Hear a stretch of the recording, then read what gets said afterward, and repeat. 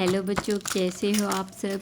आज हम आपको जो है 9 का टेबल बहुत ही इजी तरीके से सिखाएंगे। उम्मीद है आपको ये जो है ना फ़ौरन ही ये ट्रिक समझ आ जाएगी और आपको हमारा ये समझाना इजीली समझ आ जाएगा। सबसे पहले ये देखें, ये है 9 का टेबल।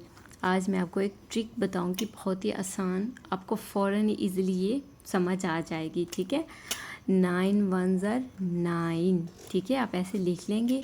उसके बाद आप लिखना स्टार्ट करें। हम जो लिखते हैं काउंटिंग 1 2 3 4 5। ठीक है, उसके बाद लिखेंगे 6 7 8 एंड 9।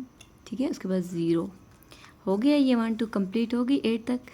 फिर हम यहाँ से लिखना स्टार्ट करेंगे, उल्टा लिखना स्टार्ट करेंगे। ठीक है, 1 2 3 4 5 6 7 8।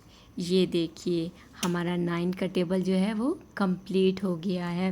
मुझे उम्मीद है आप लोगों को इजी सी हमारी ये ट्रिक और बहुत ही जल्दी से आसान होने वाला 9 का टेबल जो है फ़ौरन ही आपको समझ आ गया होगा। हमारे चैनल को ज़रूर सब्सक्राइब करना है और हमारी वीडियोस को लाइक करना है। Thank you.